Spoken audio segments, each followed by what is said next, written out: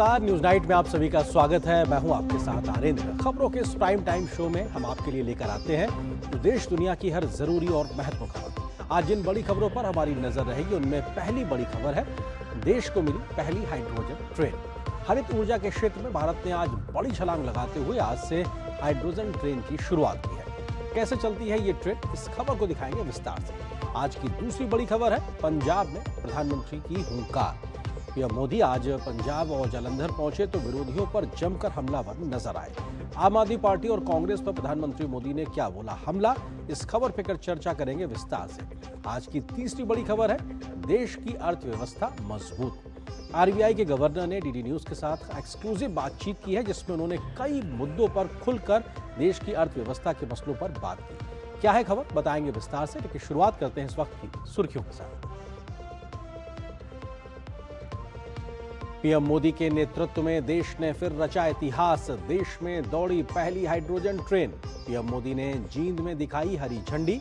चंडीगढ़ में 4,700 करोड़ रुपए की तो जालंधर में 5,470 करोड़ रुपए की विकास परियोजनाओं का किया उद्घाटन और शिलान्यास।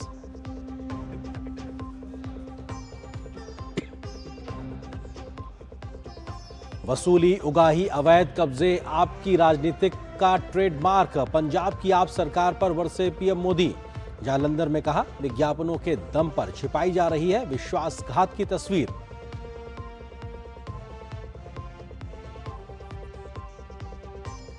वैश्विक संकट के बीच देश की अर्थव्यवस्था मजबूत। भारतीय रिजर्व बैंक के गवर्नर की डीडी न्यूज से विशेष बातचीत। कहा, देश के विकास में नए समझौतों की भूमिका अहम।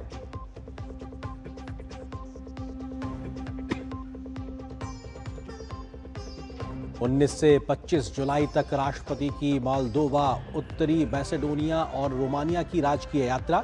मोल्दोवा और उत्तरी मैसेडोनिया जाने वाली पहली भारतीय राष्ट्रपति।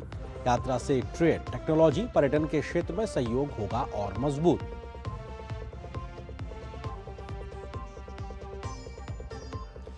एंडी बर्नहैम होंगे ब्रिटेन के नए प्रधानमंत्री। सत्तारूढ़ लेबर पार्टी ने चुना नया नेता। कीर स्टारमर की जगह संभालेंगे कमान। सोमवार को मिलेगा सरकार बनाने का न्योता।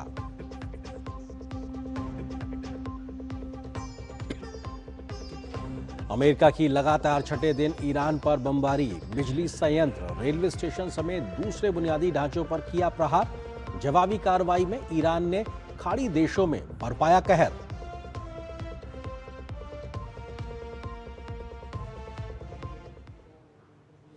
खबरों में डालते हैं विस्तार से नजर। साल 2070 तक नेट जीरो के लक्ष्य को हासिल करने की दिशा में भारत ने आज ऐतिहासिक कदम आगे बढ़ाया है। हाइड्रोजन जैसे स्वच्छ ईंधन से चलने वाली ट्रेन को प्रधानमंत्री नरेंद्र मोदी ने आज हरी झंडी दिखाई, जिसके बाद भारत दुनिया के उन चुनिंदा देशों में शामिल हो गया जिसने अपने दम पर स्वदेशी तकनीक से ये महारत हासिल की है।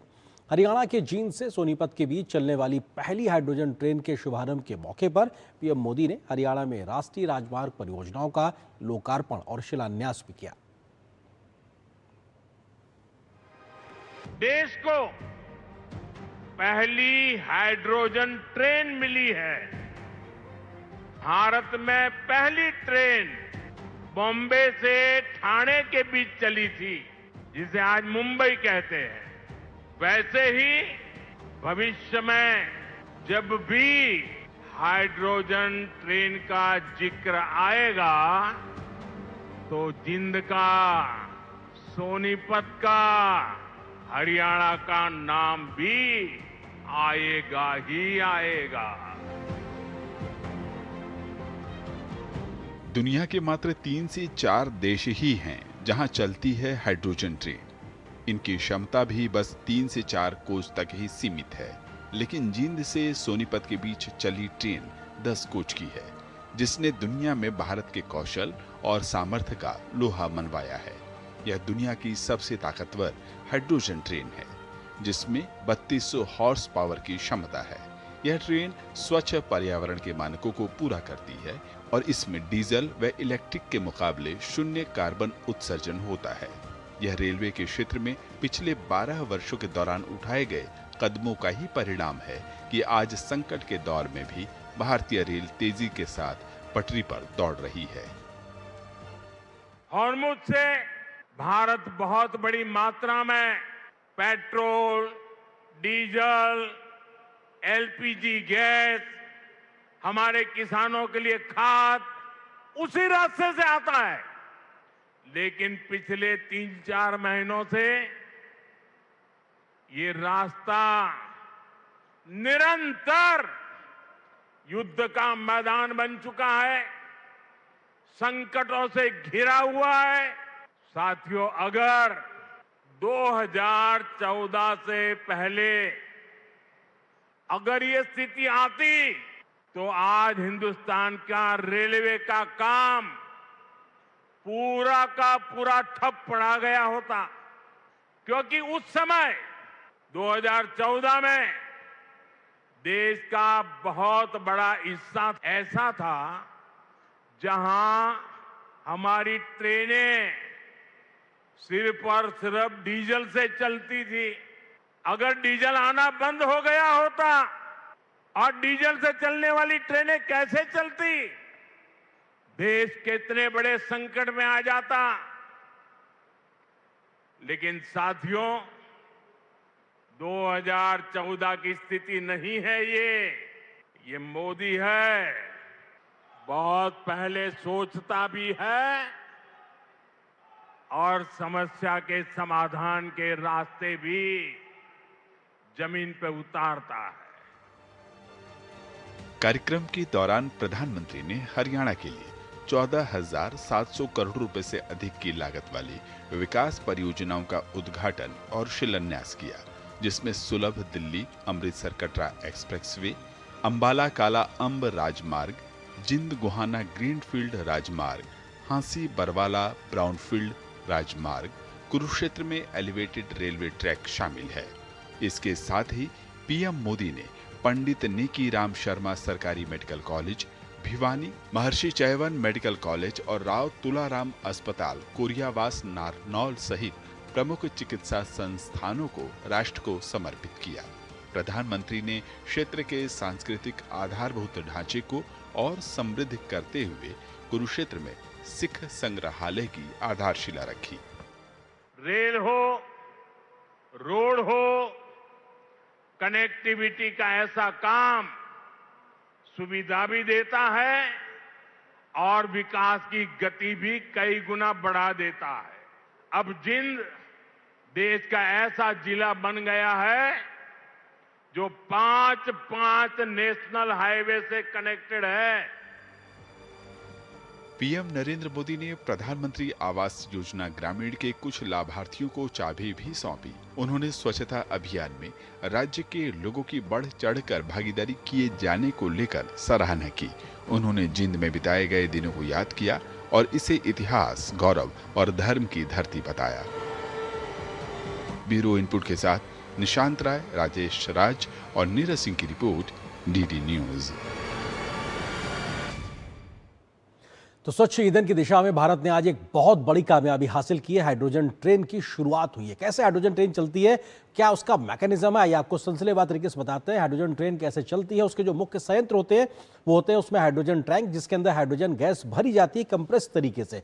फ्यूल सेल होता है जो कि रासायनिक क्रिया से उससे बिजली उत्पन्न होती है। जब हाइड्रोजन का पानी की नमी के साथ में वहाँ पे रासायनिक क्रिया होती है। इसके अलावा वहाँ से जो बिजली उत्पन्न होती है वो बैटरी सिस्टम तक पहुँचती है और यहाँ पर बिजली को संग्रहित करने की व्यवस्था होती है। उसके बाद इलेक्ट्रिक मोटर होती है जो बिजली उत्पन्न होती है, उससे ट्रेन को वो गति देती है। तो ये 4 बड़े एक तरीके से मैकेनिज्म उसके हुआ करते हैं। ट्रेन के मुख्य संयंत्रों का जो काम है उसमें हाइड्रोजन टैंक की क्या भूमिका है, क्योंकि इसमें विशेष उच्च दाब टैंकों की जो हाइड्रोजन गैस है वो भरी जाती है और हाइड्रोजन गैस ट्रेन का मुख्य ईंधन के तरीके से काम करती है, जो रासायनिक क्रिया करती है वातावरण की नमी के साथ। हाइड्रोजन टैंक का हमने आपको जिक्र बताया। इसके बाद फ्यूल सेल क्या काम करता है उसको भी समझिए। ट्रेन में होता है प्रोटॉन एक्सचेंज मेम्ब्रेन यानी पीईएम फ्यूल सेल। ये बहुत इंपॉर्टेंट इसका मैकेनिज्म होता है और हाइड्रोजन और वातावरण की ऑक्सीजन के बीच रासायनिक क्रिया यहीं पे होती है, जिससे ये पूरा मैकेनिज्म आगे बढ़ता है और रासायनिक प्रक्रिया से पैदा होती है बिजली। यानी यही वो जगह है फ्यूल सेल जहां से बिजली उत्पन्न होकर इस पूरी गाड़ी को गति देने का काम करती है। इसके अलावा अगला संयंत्र अगर देखे जाए तो वो बैटरी सिस्टम। फ्यूल सेल से बनी बिजली बैटरी में संग्रहित होती है, यानी वहां पर स्टोर होती है और जरूरत पड़ने पर बैटरी उपलब्ध कराती है बिजली, खासतौर से गति को बढ़ाने को लेकर, या फिर अगर चढ़ाई जैसी स्थिति आती है गाड़ी के ट्रैक पे, तो वहां पर वो एक अतिरिक्त बिजली भी देती हुई नजर आती है जो कि बैटरी में स्टोर होती है। तो अपने आप में ये बैटरी सिस्टम के माध्यम से आगे बढ़ता है। अगला महत्वपूर्ण अगर संयंत्र की बात की जाए तो वो है इलेक्ट्रिक मोटर, क्योंकि बैटरी से जो बिजली होती है वो पहुंचती है इलेक्ट्रिक मोटर में ही, और यहीं से गाड़ी के पहियों को घुमाने की बात आगे बढ़ती है। और इलेक्ट्रिक मोटर से ट्रेन को गति मिलती है, जब पहिए घूमते हैं उस मोटर से तो ट्रेन को गति मिलती है और ट्रेन अपनी गति को आगे पकड़ती हुई नजर आती है। तो सीधे तौर पे हाइड्रोजन एक फ्यूल का काम करता है। शून्य कार्बन उत्सर्जन के तरीके से हाइड्रोजन ट्रेन है, क्योंकि रासायनिक क्रिया के बाद बनती है केवल जल वाष्प, कुछ भी इसके अलावा कोई उत्सर्जन नहीं होता। कार्बन डाइऑक्साइड हो, धुआं हो या अन्य प्रकार के जो प्रदूषक तत्व होते हैं वो इस हाइड्रोजन के ईंधन की वजह से नहीं निकलते, यानी कि शून्य कार्बन फुटप्रिंट यहां पे दिखाई पड़ता है इस हाइड्रोजन ट्रेन को अगर हम जब चला रहे हैं तो। इसी तरीके से अगले तथ्य को आपको अगर बताएं तो किस तरीके से डीजल, इलेक्ट्रिक और हाइड्रोजन ट्रेन के बीच का एक अंतर होता है। डीजल ट्रेन में डीजल का जो इंजन होता है वो उससे चलती है, डीजल किस प्रकार का धुआं देता है हम सब जानते हैं। इलेक्ट्रिक ट्रेन में ओवरहेड बिजली के वायर्स हुआ करते हैं, उससे चलती है। जबकि हाइड्रोजन ट्रेन की बात की जाए तो फ्यूल सेल से खुद बिजली बनाकर ये ट्रेन चलती नजर आती है, जिसका जिक्र अभी हमने आपसे किया। और कौन से इसमें अंतर होते हैं उसका भी जल्दी से जिक्र करते हैं। आपको बताएं कि हाइड्रोजन अगर गैस बनती है तो उसका तरीका क्या होता है, क्योंकि हाइड्रोजन जो गैस बनती है उसका तरीका ये भी होता है कि हाइड्रोजन भरने के लिए जींद में एक संयंत्र लगाया गया, जहां से आज प्रधानमंत्री ने इसकी शुरुआत की है। पानी की कराई जाती है इलेक्ट्रोलिसिस प्रक्रिया, और इस प्रक्रिया से ही हाइड्रोजन को पानी के साथ अलग किया जाता है, उसके बाद हाइड्रोजन गैस बनती नजर आती है। अगले तथ्य की अगर बात करें तो हम आपको बता सकते हैं किस तरीके से हाइड्रोजन बनने के बाद में इसको तरीके से कंप्रेस तरीके से रखा जाता है, और उस कंप्रेस तरीके से रखने के बाद उसके खास तौर से जो हाइड्रोजन के सिलेंडर्स होते हैं उसमें उसको कंप्रेस तरीके से रखा जाता है, और वही रिफ्यूलिंग की प्रक्रिया पूरी इस ट्रेन के माध्यम से होती है, जिसके बाद पूरी बात आगे बढ़ती नजर आती है। और यही हाइड्रोजन ट्रेन को चलाने के लिए जींद में एक विशेष संयंत्र भी लगाया गया है, जहां पे हाइड्रोजन बनाने की प्रक्रिया भी होती है। एक अपने आप में बड़ा तकनीकी पहलू है, इसमें जगह चाहिए होती है, ऊर्जा और कई अन्य प्रकार की वस्तुएं चाहिए होती है, सुरक्षा के मानक चाहिए होते हैं। उन सबके क्लियरेंस के बाद में इस पूरी प्रक्रिया को वहां पर स्थापित किया गया है, और उसके बाद जो हाइड्रोजन है वो बनती हुई नजर आती है। तो ये अपने आप में महत्वपूर्ण चीजों का जिक्र करते हैं। और इसके अलावा प्रधानमंत्री नरेंद्र मोदी ने आज चंडीगढ़ में 4,700 करोड़ रुपए से अधिक की विकास परियोजनाओं का शुभारंभ और शिलान्यास भी किया है। ये परियोजनाएं स्वास्थ्य सेवा, शिक्षा और सड़क की अवसंरचना से जुड़ी हुई हैं। पीएम मोदी ने चंडीगढ़ के post graduate institute of medical education and research में advance mother and child centre और एडवांस न्यूरो साइंसेज सेंटर का उद्घाटन किया है। साथ ही प्रधानमंत्री आयुष्मान भारत स्वास्थ्य अवसंरचना मिशन के अंतर्गत 150 बिस्तरों वाले अत्याधुनिक क्रिटिकल केयर ब्लॉक की आधारशिला भी रखी है। प्रधानमंत्री ने चंडीगढ़ में शैक्षणिक संस्थानों से संबंधित कई बुनियादी ढांचा परियोजनाओं का आज उद्घाटन और शिलान्यास भी किया है। प्रधानमंत्री ने मोहाली जिले में IT सिटी से कुराली तक बनने वाले 6 लेन के ग्रीनफील्ड राजमार्ग का उद्घाटन किया। साथ ही अंबाला चंडीगढ़ ग्रीनफील्ड राजमार्ग NH 205A के PR7 इस पर की आधारशिला भी रखी है। प्रधानमंत्री ने अपने संबोधन में भारत के मजबूत चिकित्सा सेवा ढांचे का जिक्र किया। प्रधानमंत्री ने कहा कि देश इस दिशा में लगातार तेजी से आगे बढ़ रहा है। आज कितने ही देशों से लोग गंभीर बीमारियों के इलाज के लिए भारत आते हैं। भारत मेडिकल टूरिज्म का बड़ा डेस्टिनेशन बनकर उभर रहा है। साथियों, ये बदलाव पिछले 12 वर्षों की ईमानदार कोशिशों और नीतियों का परिणाम है। 12 साल पहले हमने संकल्प लिया था, हमारे देश के लोग स्वास्थ्य सेवाओं के अभाव में नहीं जिएंगे, हमारे देश के लोगों को इलाज की बेहतर सुविधाएं मिलेगी और कम कीमत में मिलेगी। पिछले 12 वर्षों की देश की सफलता इसी संकल्प का परिणाम है। बीते वर्षों में भारत ने अपने हेल्थ केयर इंफ्रास्ट्रक्चर का तेजी से विस्तार किया है। 2014 के बाद देश में 15 नए एम्स को मंजूरी दी गई है। आज देश के अलग अलग हिस्सों में नए एम्स काम कर रहे हैं। देश भर में सैकड़ों नए मेडिकल कॉलेजों की स्थापना की गई है। कैंसर जैसी गंभीर बीमारियों के इलाज के लिए स्पेशलिटी हॉस्पिटल्स की संख्या भी बढ़ी है। तो आज जिस हाइड्रोजन ट्रेन की प्रधानमंत्री ने एक बड़ी ऐतिहासिक शुरुआत की है, उसी को हम और बेहतर तरीके से समझते हैं खास मेहमान से, और इस पर चर्चा करेंगे। इससे जुड़ा हमारा विशेष हाइड्रोजन ट्रेन भविष्य की पटरी पर भारत, और इस विषय पर बात करने के लिए हमारे साथ में अनिल कुमार खंडेलवाल जी हैं, जो कि पूर्व सदस्य हैं रेलवे बोर्ड के इंफ्रास्ट्रक्चर के। सर, बहुत बहुत स्वागत है। ऐतिहासिक दिन कहा जा रहा है और फ्यूचर के फ्यूल के तौर पर हाइड्रोजन को रखा जा रहा है। कैसे एक बड़े गेम चेंज इस सिचुएशन की एक आज बड़ा आधार तैयार हो गया है भारत की इस उपलब्धि से? निश्चय ही आज का दिन भारत के लिए एक गर्व का दिन है। हम आज 5वां देश बन गए हैं जहां पर हाइड्रोजन पावर्ड ट्रेन स्वदेशी खुद उनके इंजीनियर्स ने बनाई है। इससे पहले हाइड्रोजन पावर ट्रेन केवल 4 देशों में चलती थी, Germany, China, Sweden, and Bharat 5वां देश है। इन बाकी के देशों में ये 2 से 3 कोचेज की ट्रेन चलती थी, जबकि भारत ने ये पावरफुल ट्रेन बनाई है जिसमें 10 कोच हैं और 3200 हॉर्स पावर वाली ट्रेन है। इसमें 2600 पैसेंजर एक साथ चल सकते हैं। वो दुनिया की किसी भी हाइड्रोजन ट्रेन में सबसे ज़्यादा है, और ये एक स्वदेशी तकनीक का उदाहरण है जो भारतीय इंजीनियरों ने पेश किया है। पहले शुरू में ये ट्रेन जर्मन टेक्नोलॉजी से बनाने के लिए जर्मन इंजीनियर्स से कांटेक्ट किया गया था, लेकिन बाद में ये डिसाइड किया कि हम भारत में इसको खुद बनाएंगे, और जब बनके ये तैयार हुई तो इसकी कीमत, जो जर्मन इंजीनियर्स ने इसकी कीमत बताई थी, उससे 1/3 है।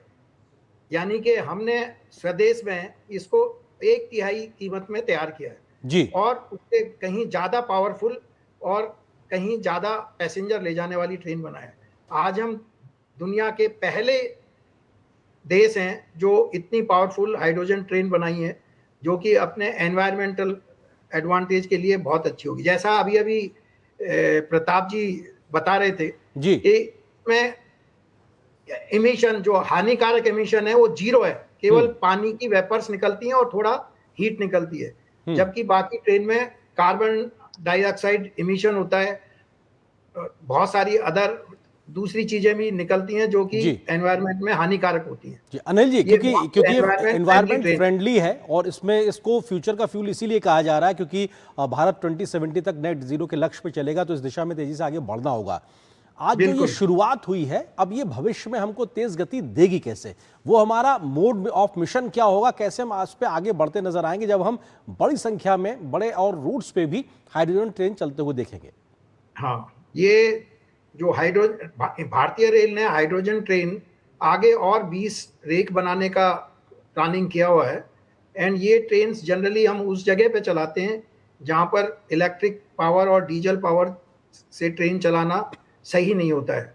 इसका अगर हम देखें तो जो चलाने की कीमत है उसमें ज़्यादा फायदा नहीं होता है, लेकिन देश को, और जो प्रेजेंट स्थिति है जबकि डीजल अवेलेबल नहीं है, उस स्थिति में हम भविष्य के लिए भारत को तैयार कर रहे हैं कि कल को अगर हमें डीजल मिलना बिल्कुल बंद हो जाए या ज़्यादा तकलीफ हो तो हमारे पास अल्टरनेटिव सिस्टम अवेलेबल है। हम इन इंजन्स को जो हाइड्रोजन ट्रेन से चलते हैं यार्ड्स में काम ले सकते हैं और हिल एरिया में बना सकते हैं जहाँ की इलेक्ट्रिफिकेशन करना संभव नहीं है। जो भारतीय रेल का लक्ष्य है कि 2030 तक हम net zero carbon dioxide emission rail बनाएंगे, उसमें ये बहुत ही सहयोगी रहेगी। जी, और बड़ी चुनौतियां सर क्या है जब हम इस दिशा में तेजी से आगे बढ़ेंगे? एक ट्रेन से शुरुआत को हम आगे जब ले जाएंगे, बड़ी चुनौतियां क्या है? बड़ी चुनौतियां हाइड्रोजन का प्रोडक्शन कॉस्ट है, और ये इसके अंदर जो है प्योर हाइड्रोजन चाहिए। 99.99% जो इंडस्ट्रियल हाइड्रोजन होती है वो 99.12% प्योर होती है। तो उसका प्रोडक्शन, स्टोरेज एंड ट्रांसपोर्टेशन, अभी हम भारतीय रेल ने दुनिया का सबसे बड़ा स्टोरेज सेंटर जींद में बना दिया है, जिसमें 3000 kg स्टोर की जा सकती है। बाकी देशों में 300-200 kg के स्टोरेज हैं।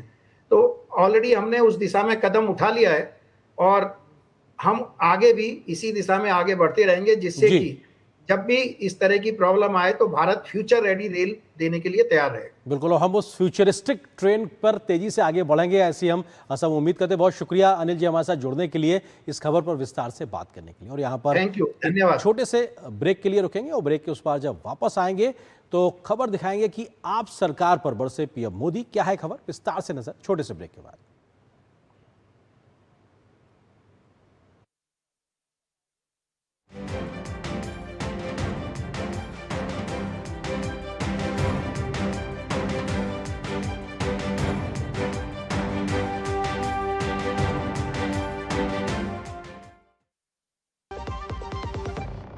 असली सपने वो नहीं होते जो हम नींद में देखते हैं। असली सपने वो होते हैं जो हमें सोने नहीं देते। Hi sir. लेकिन क्या इनके सपने साकार होंगे?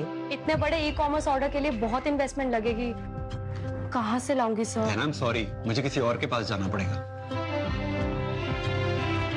क्या हो जाएंगे इनके सपने चकनाचूर? अरे नहीं हुजूर, भारत सरकार की पीएमएफएमई स्कीम है ना। माइक्रो फूड प्रोसेसिंग यूनिट्स हैं, इनको सपोर्ट करने के लिए हमारी सरकार क्रेडिट लिंक सब्सिडी दे रही है। अपना माइक्रो फूड प्रोसेसिंग यूनिट शुरू करने या बढ़ाने के लिए पाए 35% सब्सिडी अधिकतम 10 लाख तक, जिसे अब फूड प्रोसेसिंग और पैकेजिंग की मशीनरी के साथ ले सकते हैं तकनीकी सहायता भी। आज से हम सॉस और चटनी का भी काम शुरू करेंगे। मदद करे सरकार तो बढ़ता रहे व्यापार।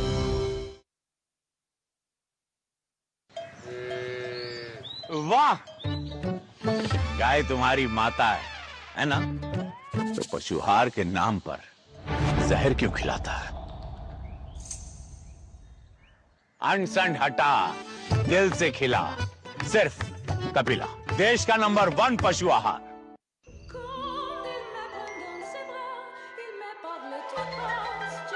केवाईसी अपडेट के लिए अनजान लिंक खोलना मतलब चोरों के लिए अपना दरवाजा खोलना। रुको, चेक किया लिंक सिक्योर है? सेंडर आपका बैंक है?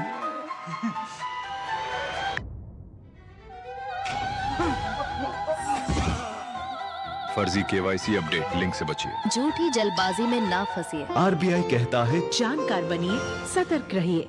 जब धरती चीर कर निकलता है लोहे का पत्थर और मिलता है मोंगिया के जोश से, फिर तपता है, पिघलता है और बनता है फौलाद। अब होता है सरिया सारी खूबियों के साथ। मोंगिया स्टील, मजबूत देश का मजबूत सरिया। पढ़ता है, खेलता है, झूलता उछलता है, दौड़ता कभी कभी दौड़ कराता है, आगे आगे बढ़ता है इंडिया, अमूल दूध पीता है इंडिया। काम रुकना नहीं चाहिए पर खुजली रुकनी चाहिए, इसलिए सपट डॉक्टर स्किन लोशन। काम चालू, खुजली बंद। 128 सालों से दांत का आखिरी इलाज। गोल्डी छोले मसाले, जहाँ जाए रिश्ते बनाए। गोल्डी लाए हैं फ्रेश लॉक टेक्नोलॉजी, जो रखे मसालों को हर समय फ्रेश। पंजाब विधानसभा चुनाव से पहले जालंधर से प्रधानमंत्री नरेंद्र मोदी ने विपक्ष पर आज तीखा राजनीतिक हमला बोला। आम आदमी पार्टी सरकार पर भ्रष्टाचार, कुशासन, कानून व्यवस्था और आर्थिक बदहाली को लेकर उठाए सवाल, तो वहीं कांग्रेस और अकाली दल को भी प्रधानमंत्री ने अपने निशाने पर लिया। प्रधानमंत्री ने दावा किया कि पंजाब के विकास और सुशासन के लिए डबल इंजन सरकार जरूरी है।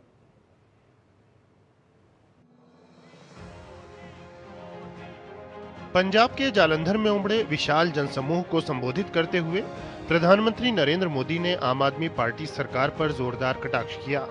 भ्रष्टाचार और कुशासन को लेकर घेरते हुए पीएम ने कहा कि आज पंजाब में क्या हो रहा है ये किसी से छिपा नहीं है। यहाँ विज्ञापनों के दम पर विश्वासघात की तस्वीर छिपाई जा रही है। आज पंजाब में कानून व्यवस्था बेहाल है।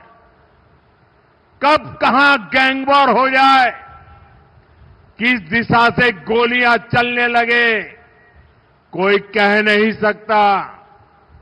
यहां व्यापार कारोबार करना मुश्किल हो गया है। सरेआम लोगों से फिरौती मांगी जा रही है। पुलिस थाने तक सुरक्षित नहीं है। आए दिन थानों पर अटैक होते हैं। पीएम ने कहा कि पंजाब में नशे के सौदागर खुलेआम घूम रहे हैं।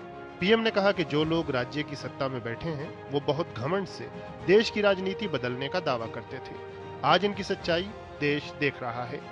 पीएम ने दंगे भड़काने और आईबी अधिकारी की हत्या के मामले में आम आदमी पार्टी नेता ताहिर हुसैन को मिली सजा का जिक्र किया। इन लोगों की बेशर्मी देखिए, अदालत ने सबूतों के आधार पर फैसला दिया, लेकिन ये लोग कोर्ट के फैसले पर सवाल उठा रहे हैं। ये लोग अदालत के फैसले भी मत मजहब उसमें भी ढूंढ रहे हैं, क्योंकि इनके वोट बैंक का सवाल है। पीएम ने गुजरात में आम आदमी पार्टी विधायक को सरकारी अधिकारी पर हमले और वसूली के अपराध में मिली 7 साल की सजा का भी उल्लेख किया। कहा कि वसूली, उगाही, अवैध कब्जे ये सब इनकी राजनीति का ट्रेडमार्क बन चुके हैं। कट्टर बेईमान पार्टी की सरकार में पंजाब में लूट का खुला खेल चल रहा है। जिसको स्वास्थ्य मंत्री बनाया उसको घूसखोरी के चलते बर्खास्त करना पड़ा। एक मंत्री पर मनी लॉन्ड्रिंग जैसे गंभीर आरोप है। इनके एमएलए घूस लेते हुए रंगे हाथ पकड़े जा रहे हैं। ऐसे गिनते जाएंगे तो इनकी सरकार और इनकी पार्टी में कम ही लोग मिलेंगे जिन पर कोई दाग न हो। पीएम ने कहा कि विकसित और आत्मनिर्भर पंजाब बनाने के लिए राज्य में डबल इंजन सरकार जरूरी है। पीएम ने पंजाब कांग्रेस और अकाली दल पर केवल अपने स्वार्थों और हितों की चिंता का आरोप लगाया। पीएम ने कहा कि राज्य में असली बदलाव भाजपा ही ला सकती है। साथियों, पंजाब में असली बदलाव भाजपा ही ला सकती है। पंजाब को विकसित बनाने का काम भाजपा ही करेगी। पंजाब को आत्मनिर्भर बनाने का काम भाजपा ही करेगी। पंजाब में नया निवेश आए, पंजाब में रोजगार के नए अवसर बने, पंजाब में बड़े प्रोडक्ट दुनिया के कोने कोने में पहुंचे, ये काम राज्य में बीजेपी की सरकार ही करेगी। पीएम ने भगवंत मान सरकार पर केंद्र सरकार से आई लाखों करोड़ की धनराशि को सही जगह खर्च न करने का आरोप लगाया। कहा कि राज्य की सत्ता में बैठे लोग पंजाब के नाम पर ऋण लेकर उस पैसे पर भी मौज कर रहे हैं। पीएम ने आरोप लगाया कि राज्य सरकार केंद्र सरकार की योजनाओं पर अपना स्टिकर लगा रही है। शैलेंद्र मिश्र के साथ ब्यूरो रिपोर्ट, डीडी न्यूज। इस बड़ी खबर पर हम करेंगे चर्चा। इससे जुड़ा है आज का हमारा विशेष। पंजाब में प्रधानमंत्री की हुंकार, विरोधियों पर वार, और साफ तौर पे आज प्रधानमंत्री के निशाने पर विरोधी नजर आए। और इस खबर पे बात करने के लिए खास मेहमानों का पैनल मेरे साथ मौजूद है। डॉक्टर कमलजीत सिंह सोई हैं, प्रवक्ता भारतीय जनता पार्टी के, शशिवीर शर्मा, प्रवक्ता आम आदमी पार्टी के, इसके अलावा वरिष्ठ पत्रकार विजय त्रिवेदी जी। आप तीनों का बहुत बहुत स्वागत है। शशिवीर जी, शुरुआत आपसे, क्योंकि प्रधानमंत्री ने सीधे तौर पर पंजाब की आम आदमी पार्टी की सरकार को निशाने पर लिया है। कहा साहब, कानून व्यवस्था से लेकर किस प्रकार की नशेबाजी की स्थिति पंजाब में हो रही है, जो कि भविष्य बिगाड़ रही है, वर्तमान खराब कर रही है। सबसे पहले लास्ट 12 सालों में देश के प्रधानमंत्री चौथी बार पंजाब के अंदर आए हैं, और ये फेरी भी हमेशा जो पिछली 3 फेरी रही है उनकी उसके जैसी रही है, क्योंकि इससे पहले उन्होंने पहले कोई भी स्पेशल पैकेज या कोई भी आर्थिक सहायता पंजाब की नहीं की, और इस बार भी सेम वो सिमिलर जो एक्शन था वो रिपीट रहा है। क्योंकि पंजाब को इकोनॉमिकली डिस्टेबलाइज करने के लिए जिस तरीके से सेंट्रल गवर्नमेंट ने शुरुआत की हुई है, हमारा 60,000 से ज्यादा जो जीएसटी का कंपनसेशन है, एनएचएम के पैसे हैं, आरडीएफ के पैसे हैं, और लगातार जितने फंड्स रोके जा रहे हैं सेंट्रल गवर्नमेंट की तरफ से पंजाब को डिस्टेबलाइज करने के लिए इकोनॉमिकली, वो सबके ध्यान में हो, सब लोग जानते हैं। तो शशि जी, क्या कानून व्यवस्था इस वजह से खराब है? नशेखोरी की जो समस्या है, क्या इस वजह से खराब हो रही है कि मतलब केंद्र उसको बढ़ावा दे रहा है? क्या इसलिए खराब जो स्थिति है पंजाब? मैं दे रहा हूँ सर। प्रधानमंत्री एक रिस्पेक्टेबल पोस्ट पे है, कॉन्स्टिट्यूशनल पोस्ट पे है। सेंटर की एजेंसीज एनसीआरबी का अगर डाटा उठाएंगे तो उसमें 1 लाख के पीछे जो नेशनल रेशो है वो 448 के आसपास है पूरे देश में क्राइम की। वो सबसे लोअर पंजाब में इस टाइम पे 227 है, साथ में हरियाणा पड़ता है, उसके 700 से ऊपर है, 701 है, और उसके साथ यूपी पड़ती है, जिनमें दोनों में बीजेपी की सरकार है।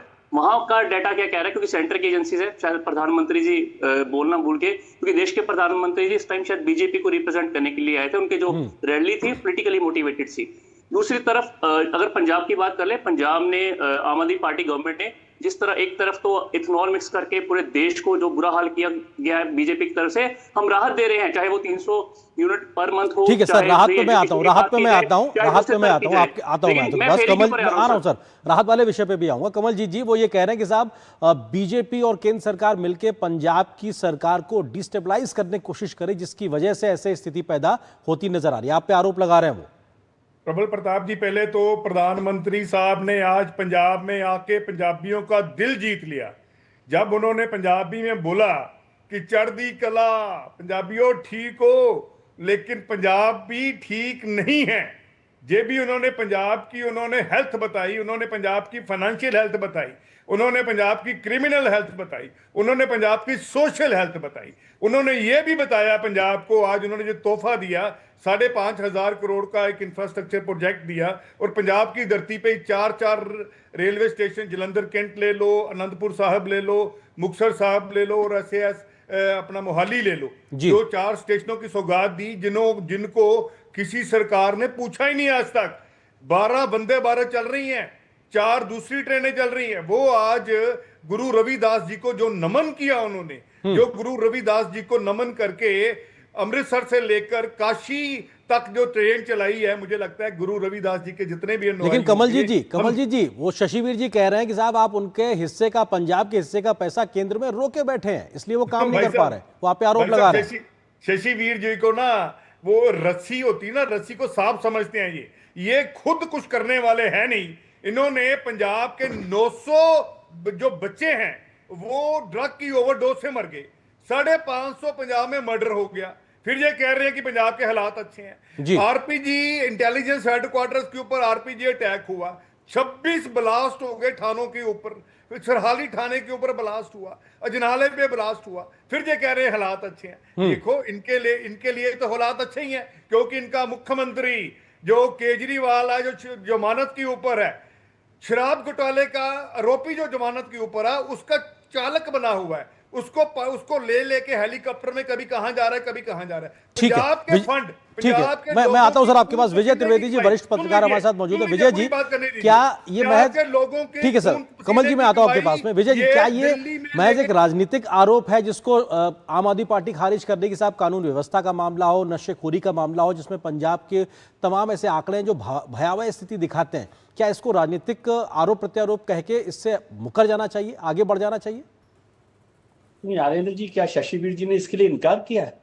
ड्रग्स की हालत मेरे ख्याल से देश भर में सबसे ज्यादा पंजाब में खराब है। और आम आदमी पार्टी जब आई थी पिछली बार, जब कांग्रेस की सरकार, का ऊपर भी वही आरोप था ड्रग्स को लेकर, क्योंकि पंजाब ड्रग्स की गिरफ्त में है और ड्रग्स से ही जुड़ा हुआ है लॉ एंड ऑर्डर का मामला भी, समझे, क्राइम भी उसके साथ जुड़ा हुआ है। और वो सबसे बड़ी समस्या मुझे लगता है कि पंजाब की रही है, और उम्मीद ये की जा रही थी कि आम आदमी पार्टी की सरकार आएगी, जब पिछली बार सत्ता में बदलाव हुआ तो वो काम करेगी। मुझे नहीं लगता कि उस पर कोई काम बड़ा हुआ है।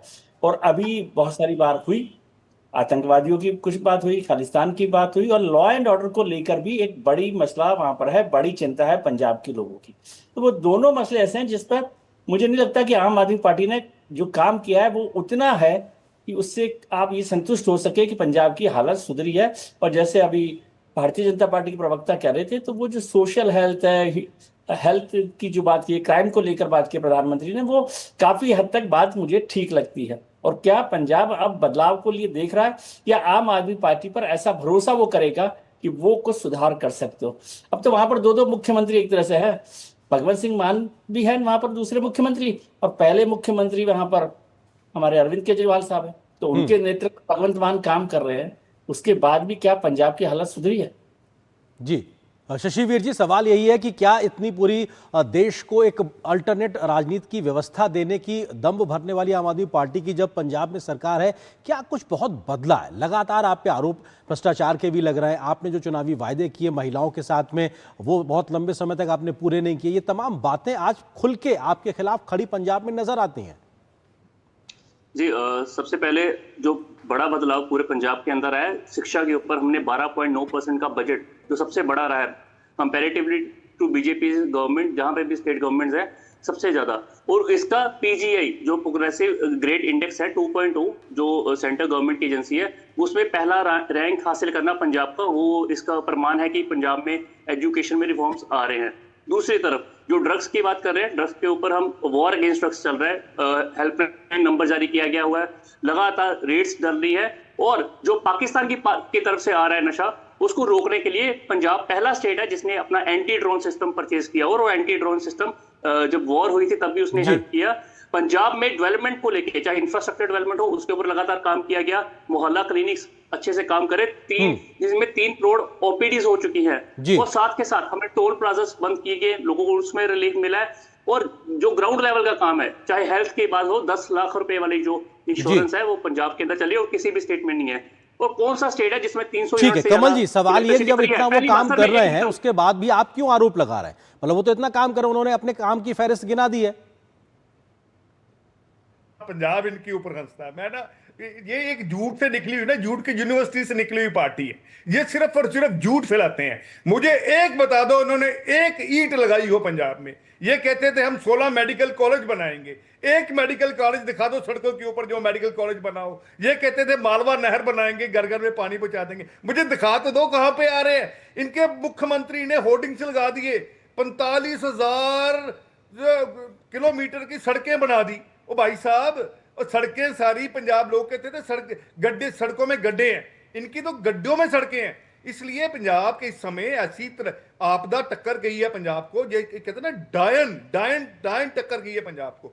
डायन जो आदमी को खाती है। इनके पंजाब में 900 किसानों ने खुदकुशी कर ली, क्योंकि उनको इन्होंने मुर्गियों का, बकरियों का, बेड़ों का कर इन्होंने उसका मुआवजा देना था, कुछ नहीं दिया। आज पंजाब का बच्चा जब जन्म लेता है ना प्रबल प्रताप जी, उसके ऊपर 1,76,000 का कर्जा है। 4.25 लाख कर्जा इन्होंने चढ़ा दिया। जब कांग्रेस छोड़ के गई थी उस समय कर्जा था 2,63,000 करोड़, आज कर्जा है 4,75,000 करोड़।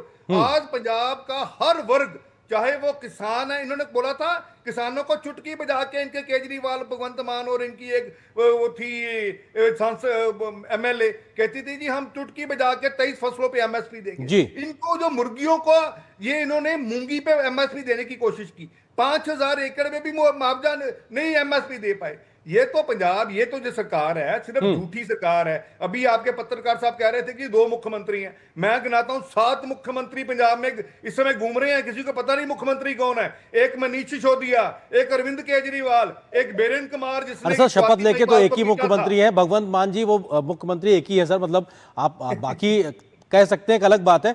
विजय जी, सवाल यह है कि आम आदमी पार्टी की जो राजनीति थी उसमें दिल्ली मॉडल का जिक्र होता था, लेकिन अब पंजाब मॉडल के नाम पर आम आदमी पार्टी क्या शोकेस कर सकती है? क्या उसके पास बड़ा है ये दिखाने के लिए? वो क्या चीजें आपको दिखाई पड़ती? विजय जी देखिए आरेंद्र, यदि आप ये समझें कि पंजाब में आज की तारीख में यदि पॉलिटिकली देखा जाए तो सबसे मजबूत पार्टी है आम आदमी पार्टी, लेकिन वो क्यों चिंता करे? कांग्रेस को आप देख रहे हैं कि जिस तरह से वहां पे टूट रही है, बिखर रही है, चरणजीत सिंह चन्नी साहब का और लोगों का तमाम। भारतीय जनता पार्टी वहां पर बहुत मजबूत स्थिति में नहीं है। उसके बाद भी आम आदमी पार्टी को ये डर है कि ये सरकार बचेगी कि नहीं बचेगी। इसका मतलब वो खुद भी जानते हैं कि क्या स्थितियां बढ़ रही है।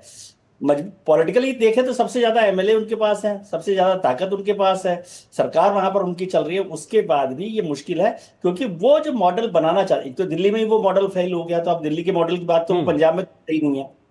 ठीक है, अब पंजाब का जो सबसे बड़ी समस्या थी, मैं फिर से बात कर रहा हूं कि अभी भी शशि जी ने उस पर ड्रग्स वाले मामले पे ज्यादा जोर नहीं दिया। स्कूल की बात, स्कूल का मॉडल आपने दिल्ली में भी देख लिया कैसा रहा। तो ड्रग्स की समस्या से क्या पंजाब को वो निकाल पाए?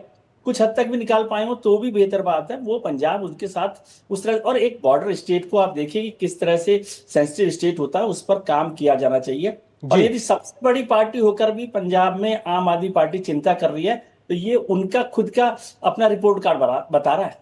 बिल्कुल, किसके हिस्से में जी, किसके हिस्से में कितना अच्छा बेहतर रिपोर्ट कार्ड है, ये सबसे बेहतर तय करना जनता का काम है। बहुत बहुत शुक्रिया आप तीनों मेहमानों का हमारे साथ जुड़ने के लिए, इस महत्वपूर्ण खबर पर विस्तार से बात करने के लिए शुक्रिया।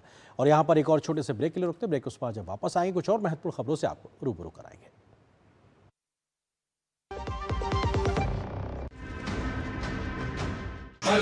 तैयार है, बिल्कुल तैयार है, तैयार है, बिल्कुल तैयार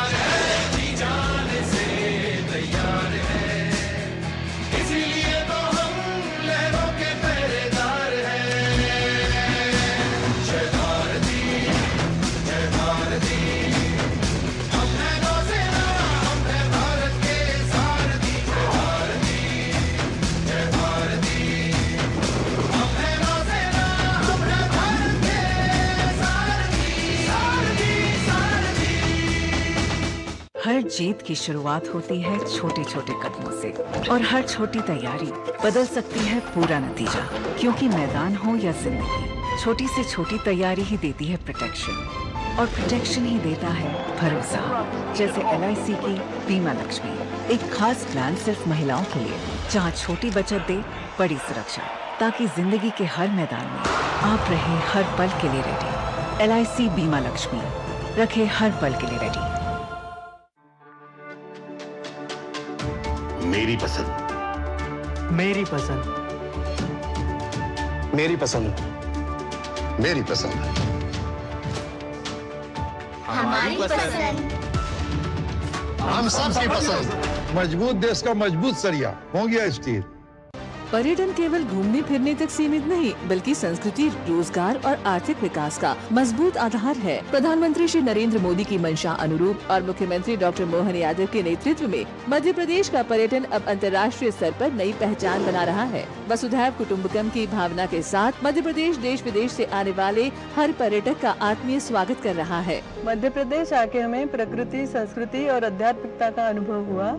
यहाँ की साफ सफाई, व्यवस्थाएं और लोगों का अपनापन हमारी यात्रा को यादगार बना गया। मध्य प्रदेश सरकार का बहुत बहुत धन्यवाद। ग्रामीण पर्यटन, वेलनेस और इको टूरिज्म जैसे नए क्षेत्रों पर विशेष फोकस के साथ मध्य प्रदेश सतत विकास और बेहतर पर्यटन अनुभव की दिशा में तेजी से आगे बढ़ रहा है।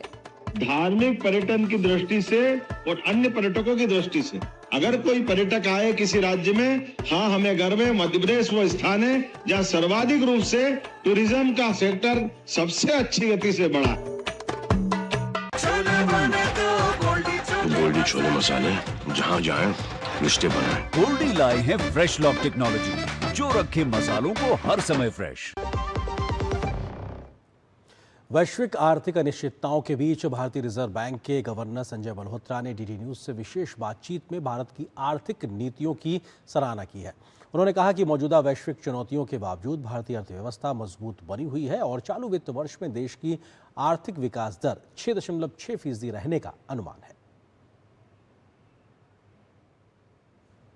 हमारी आर्थिक वृद्धि दर 7% से अधिक रही है। पिछले वर्ष 7.7% थी और इस वर्ष भी हमारा अनुमान है, जो हमने अपनी MPC की आखिरी बैठक में हमने जब अनुमान दिया, तो इस वर्ष भी हमने अनुमान लगाया है कि 6.6%। इतनी अधिक अनिश्चितता के बावजूद एक अच्छा आंकड़ा मैं मानता हूँ।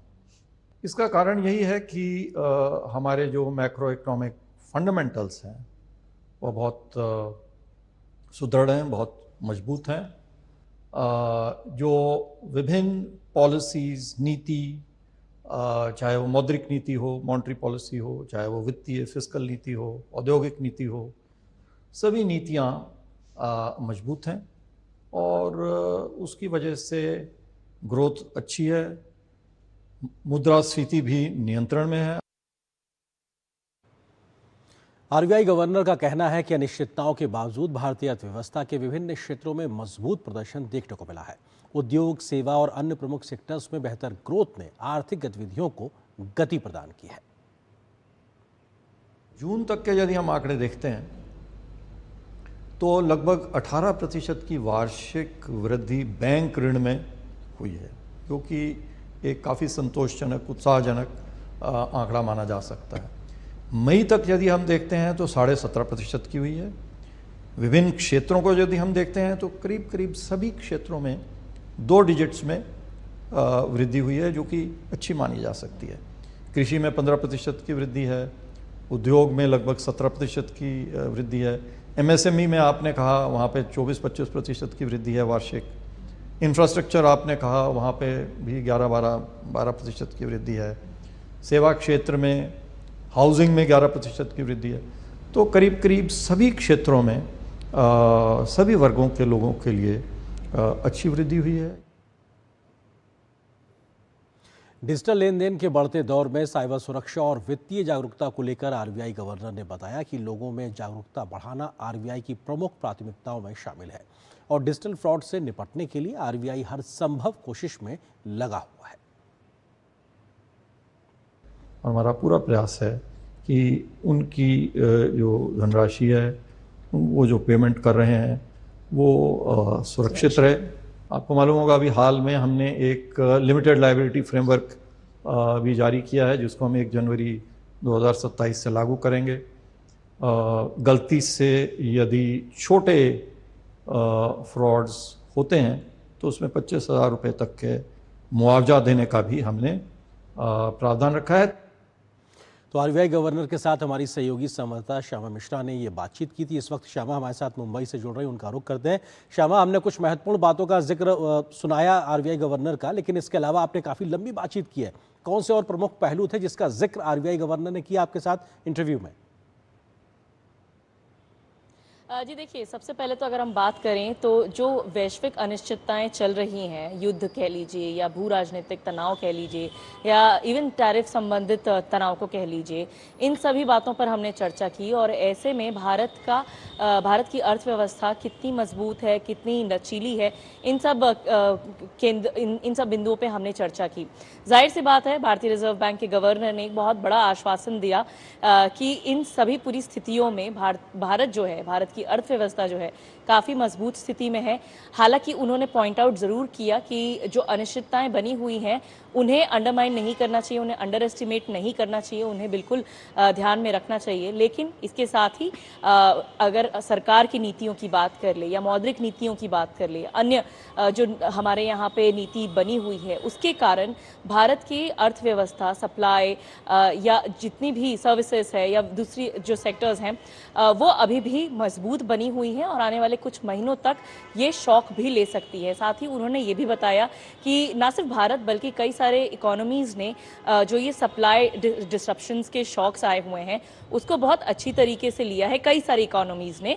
और वहीं कई सारी इकोनॉमीज़ थी जिन्होंने इतनी अच्छी से उसे नहीं वो शॉक को झेल पाए हैं। वहीं भारत की जो अगर अर्थव्यवस्था है वो काफ़ी रोबस्ट है। एक शब्द में उन्होंने ये बताया कि भारत की अर्थव्यवस्था जो है वो मजबूत है। साथ ही रुपए की अगर हम बात कर लें तो रुपए पर जो दबाव बना हुआ है लगातार, डॉलर मजबूत हो रहा है वैश्विक रूप पर। साथ ही तो उन्होंने रुपए के ऊपर ये बताया कि अगर हम अन्य देशों के करेंसी के मुकाबले रुपया को देखें तो रुपए की स्थिति मजबूत बनी हुई है। और साथ ही जब भी रुपए पे ज़्यादा दबाव आएगा, भारतीय रिजर्व बैंक की ओर से लगातार कदम उठाए जाते रहे हैं और उठाए जाते रहेंगे ताकि रुपए को एक अच्छी सपोर्ट दे सका जाए। तो इन्हीं सब बड़े मुद्दों पे और साथ ही डिजिटल अवेयरनेस पे, एआई पे हमने पूरी चर्चा की। बहुत शुक्रिया श्यामा, फिलहाल वक्त इतनी अनुमति दे रहा आपसे बातचीत के लिए शुक्रिया मुंबई से हमारे साथ जुड़ने के लिए। और यहाँ पर एक छोटे से ब्रेक के लिए रुकते हैं। ब्रेक के बाद जब वापस आएंगे कुछ और महत्वपूर्ण खबरों से आपको वाकिफ कराएंगे।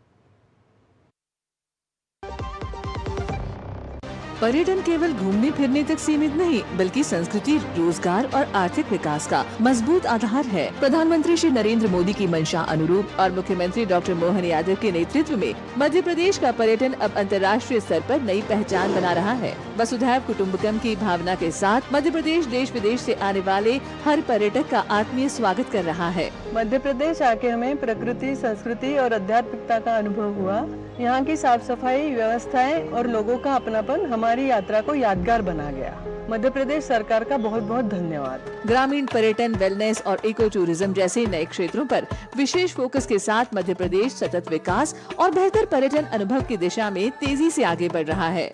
धार्मिक पर्यटन की दृष्टि से और अन्य पर्यटकों की दृष्टि से अगर कोई पर्यटक आए किसी राज्य में, हाँ हमें गर्व है, मध्य प्रदेश वो स्थान है जहाँ सर्वाधिक रूप से टूरिज्म का सेक्टर सबसे अच्छी गति से बढ़ा। आपको हेल्थ इंश्योरेंस पैसों की बर्बादी लगती है ना? कल जब आपको हॉस्पिटल का लाखों का बिल भरना पड़ेगा ना, तब होगी पैसों की असली बर्बादी। बात करते हैं। आज ही पॉलिसी बाजार से हेल्थ इंश्योरेंस लीजिए। पॉलिसी बाजार पे 1 करोड़ का हेल्थ इंश्योरेंस सिर्फ 550 रुपए हर महीने से शुरू होता है।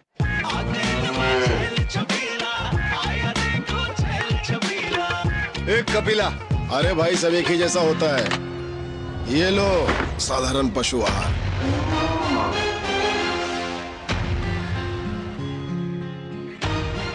इस देश की हर माँ, बच्चे, बूढ़े, जवान, खिलाड़ी, डॉक्टर, इंजीनियर, सबको गाय भैंस की दूध की शक्ति पर भरोसा है। पर जब इन पशुओं को कपिला पशु आहार मिलेगा तभी तो दूध सिर्फ ज्यादा ही नहीं, शक्ति से भरपूर भी होगा। और ये सच जानते हुए चंद पैसों के लिए तुम देश का भरोसा तोड़ दो। माफ कीजिए। कपिला पशु आहार, देश का नंबर 1 पशु आहार। यार कैसे ले पाएंगे घर?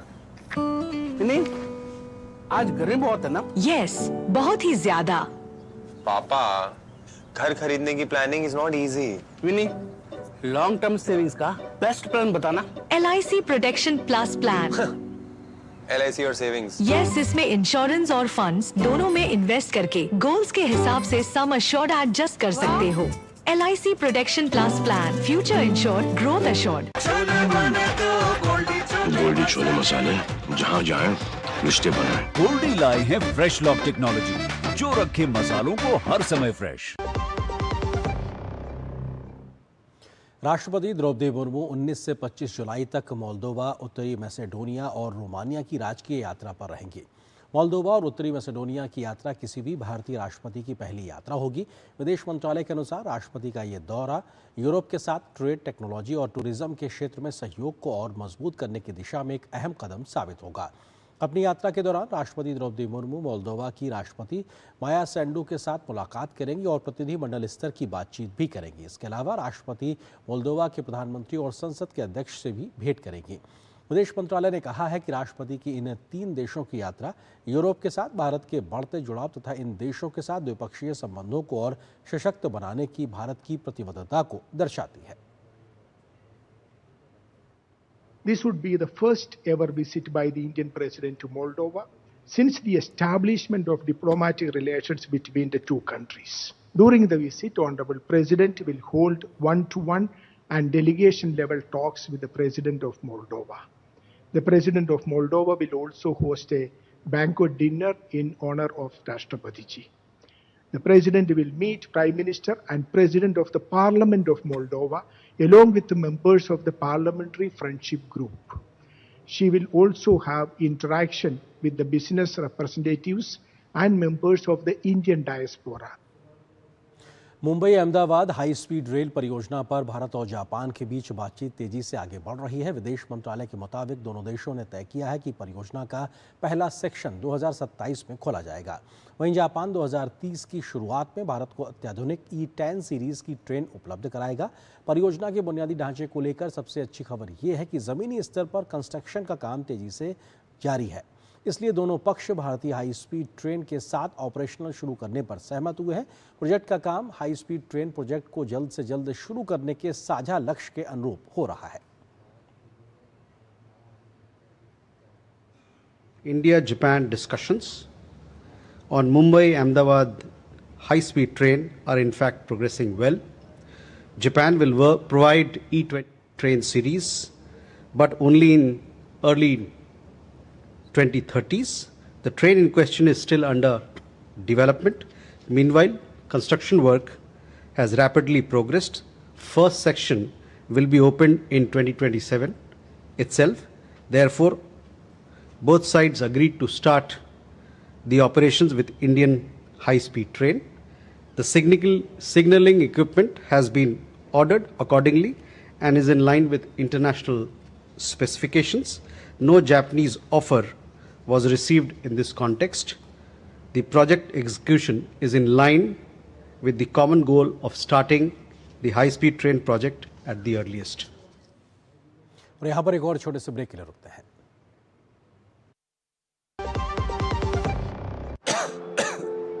डॉक्टर साहब, मैं टीम की दवाई तो समय पर ले रहा हूँ, पर तबीयत ठीक नहीं हो रही है। दवाई के साथ साथ पौष्टिक आहार भी जरूरी है। गरीब आदमी कहाँ से पौष्टिक आहार ले? अच्छी खुराक महंगी हो ये जरूरी नहीं है। घर पर बना खाना जैसे दाल, मोटा अनाज, अंकुरित दालें, दूध, हरी सब्जियां, ये सब भी पौष्टिक है। ऐसे समझो, इलाज में दवाई और पौष्टिक खाने दोनों का संतुलन बहुत जरूरी है। एक भी चीज के हटाने से सेहत पर असर पड़ता है। इसलिए सरकार टीबी रोगियों को पोषण के लिए हर महीने 1000 रुपए की सहायता देती है। जन जन का रखे ध्यान, टीबी मुक्त भारत अभियान। ओ हरि भैया, अरे वाह, खेतों में कौन सी फसल लगाए हो? 12 महीने कमा कर दे ऐसी फसल। क्या? मैंने नया व्यवसाय शुरू किया है। उसके लिए पैसे? इसमें किसी निवेश की जरूरत ही नहीं। अच्छा मुखिया जी। अरे मुखिया जी नमस्ते। अरे हरी, कब आ रहे हो? आप बस चलिए, मैं पहुंचता हूँ। अब मैं LIC एजेंट हूँ। LIC एजेंट बनो, अब बड़ा सोचो। हमारी वेबसाइट पर जाएं या अपनी नजदीकी LIC शाखा से संपर्क करें। काम रुकना नहीं चाहिए, पर खुजली रुकनी चाहिए। इसलिए सपट डॉक्टर स्किन लोशन, काम चालू खुजली बंद। 128 सालों से दांत का आखिरी इलाज। चाबी, दुकान की चाबी, पापा बाइक की, और घर की चाबी, ऊपर से KYC पेपर्स। हर बैंक के लिए अलग अलग, कहाँ सबके लिए एक चाबी होती? एक चाबी है CKYC ID। बैंक आपके KYC रिकॉर्ड CKYC रजिस्ट्री में अपलोड करता है, जिससे आपको मिलेगा एक यूनिक 14 डिजिट CKYC ID। ये सारे बैंक और फाइनेंशियल इंस्टीट्यूशंस में वैलिड है, यानी एक जगह KYC अपडेट तो सब जगह अपडेट। RBI कहता है KYC सुरक्षित बैंकिंग की ओर पहला कदम। मेरी पसंद, मेरी पसंद, मेरी पसंद, मेरी पसंद, हमारी पसंद।